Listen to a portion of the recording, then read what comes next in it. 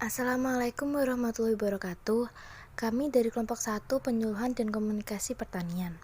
Di sini, kelompok kami akan menjelaskan tentang peran dan program penyuluh pertanian yang berlaku pada kelompok tani di Kecamatan Pemalang. Penyuluh pertanian merupakan usaha atau upaya untuk memberikan penjelasan, keterangan, petunjuk, tuntutan, bimbingan, dan arah yang harus dilakukan oleh setiap orang yang berusaha tani guna menaikkan mutu dan nilai produktivitas pertanian yang lebih bermanfaat. Pada prinsipnya, penyuluhan dapat dikatakan sebagai pendidikan nonformal yang ditempuh oleh para petani di mana mereka belajar sambil praktek langsung untuk mengetahui dan menyelesaikan masalah yang dihadapi. Kelompok kami akan mewawancarai salah satu penyuluh di Kecamatan Pemalang, yaitu Bapak Agus Dwi. Struktur BPP di Kecamatan Pemalang yaitu diketahui oleh Bapak Samhudi yang membawahi 5 orang penyuluh pertanian, pengamat hama dan pengganggu tanaman sebanyak 1 orang, di mana 1 PPL mengayomi 3-4 desa dari total 20 desa dan 20 gapoktan di Kecamatan Pemalang. Pak Agus memaparkan bahwa keaktifan gapoktan yang menjadi wadah petani di setiap desa bervariasi. Ada yang sulit untuk diberi penyuluhan dan ada yang tidak. Namun, sebagian besar keaktifan petani di Kecamatan Pemalang termasuk dalam kategori yang bagus. Baik yang berusia lanjut dan berusia muda saling membantu, terutama yang muda membantu yang berusia lanjut, sehingga minim kendala yang berkaitan dengan permasalahan komunikasi. Pak Agus juga memaparkan bahwa dalam praktek komunikasinya jangan sembarangan. Penyuluh harus berpegang teguh pada jasa petani karena petanilah yang menjadi penggerak dalam pertanian. Sehingga dalam bahasa penyuluhan yang dipakai harus tetap sopan dan tidak merendahkan petani. Program BPP di Kecamatan Pemalang dalam kurun waktu 5 tahun terakhir adalah sebagai berikut. Yang pertama, program SRI atau System of Rice Intensification, yaitu 1 lubang 1 tanaman, di mana hal ini bertujuan untuk menghemat benih, pupuk, air irigasi, dan memperbanyak anakan serta meningkatkan hasil panen padi. Yang kedua adalah metode jejer legowo atau padi lahan tepi, berguna untuk meningkatkan produktivitas tanaman pangan khususnya padi dan memudahkan perawatan. Selanjutnya yaitu program padi kaya gizi, yaitu mengedepankan keorganikan budidaya dan meminimalisir penggunaan input kimiawi. Program ini berhubungan antara Dinas Kesehatan dan Dinas Pertanian untuk meningkatkan konsumsi pangan yang bergizi melalui pengembangan beras yang sehat dan meningkatkan harga jual padi. Yang keempat adalah program padi lahan kering. Program ini adalah program yang terbaru bulan September kemarin hingga sekarang, yaitu dengan memanfaatkan lahan kering agar dimanfaatkan sebagai lahan produktif untuk menanam, khususnya menanam padi dengan irigasi seminimum mungkin mengingat kondisi cuaca yang kering pada daerah Pemalang. Yang kelima, gerakan percepatan olah tanam, yaitu penambahan luas tanam dengan memanfaatkan lahan-lahan yang awalnya tidak produktif menjadi lebih produktif guna memproduksi padi dan hortikultura.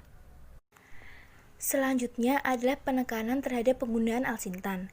Keadaan pertanian di Kecamatan Pemalang sudah dapat dikatakan modern dalam proses budidayanya, karena pada Kecamatan Pemalang 95% sudah menggunakan berbagai alsintan guna meningkatkan efisiensi budidaya, seperti penggunaan blower, kombat untuk pemanenan padi, dryer atau pengeringan bawang merah untuk penanganan pasca panennya agar tidak cepat membusuk walau di musim hujan, serta menggunakan alat pemipil jagung sehingga hasilnya bersih.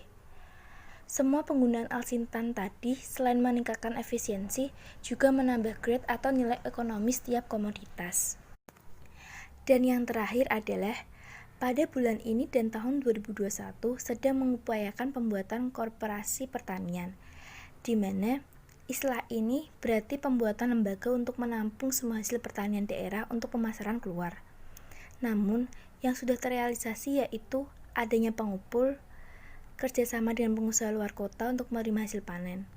Sehingga secara umum, petani di daerah Kecamatan Pemalang tidak mengalami kesulitan pemasaran, hanya mungkin kendala pada harga komoditas yang kadang sangat rendah.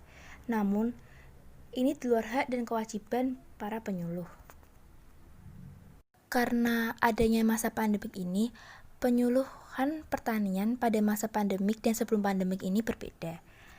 Penyuluhan pada masa sebelum pandemik ini dilakukan dengan cara yang pertama, mengadakan kumpulan langsung. Kumpulan ini rutin 1 bulan sekali atau jika ada permintaan dari petani untuk mengadakan diskusi. Yang kedua, turun langsung ke lahan untuk praktek langsung, seperti praktek pembenihan, penanaman, panen, pasca panen, pemupukan, penyemprotan pestisida, hingga menampingi pada saat panen. Nah, sedangkan metode penyuluhan pada saat pandemik ini dilakukan dengan cara yang pertama, BPP ini mengurangi pertemuan dan kontak langsung kepada petani, yaitu dengan menggunakan sarana gadget dan internet. Penyuluh memudahkan kemampuan petani dalam komunikasi virtual ini dengan SMS, WA Group, Zoom, khusus pengurus Gapoktan yang memilih fasilitas, biasanya berusia kurang lebih 25 tahun. Yang kedua, menggunakan metode tatap muka melalui perwakilan diskusi yang berdasarkan pada protokol kesehatan, yaitu dengan menggilir undangan ketua Gapoktan sekitar 5 orang dan hasil diskusi inovasi disampaikan pada petani melalui ketua Gapoktan tersebut. Setelah itu, peran penyuluh pertanian yang ada di Kecamatan Pemalang adalah sebagai berikut. Yang pertama, mengawal program dari Dinas Pertanian yang diterapkan langsung kepada para petani. Yang kedua, mendampingi petani dalam membuat RDKK. RDKK ini adalah rencana definitif kebutuhan kelompok atau penerimaan pupuk bersubsidi dan kartu tani. Selanjutnya, sebagai fasilitator dalam proses pembelajaran petani. Setelah itu, mengupayakan kemudahan petani dalam mengakses teknologi, sumber informasi, dan sumber daya lain guna mengembangkan usahanya. Dan yang terakhir yaitu mengubah mindset petani agar produktivitas meningkat. Tidak bisa dipungkiri bahwa setiap program pasti terdapat kendala. Kendala dalam penyuluhan pertanian di daerah Kecamatan Pemalang adalah sebagai berikut. Yang pertama, penyuluh belum maksimal dalam memberikan inovasi dan solusi, khususnya yang berkaitan dengan irigasi. Mengingat cuaca yang tidak menentu dan kadang sangat tinggi, dapat berujung turunnya produktivitas lahan sekitar 15-20%. Dan yang kedua, belum mampu menyeragamkan keaktifan para petani dari 20 desa di Kecamatan Pemalang. Dan yang terakhir yaitu, banyak petani yang belum membuat kartu tani sehingga menghambat pembuatan RDKK. Yang terakhir adalah, Bapak Agus memiliki harapan sebagai PPL.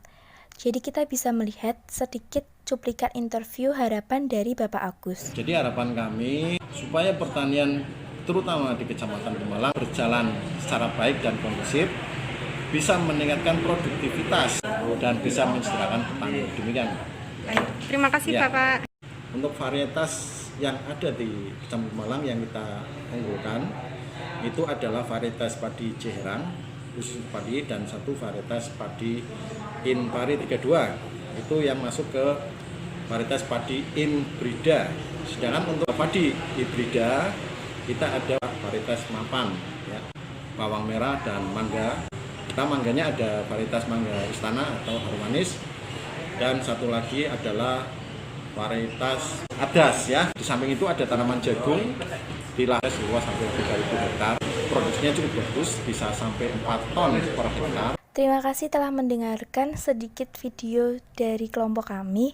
Kurang lebihnya kelompok kami mohon maaf. Wassalamualaikum warahmatullahi wabarakatuh.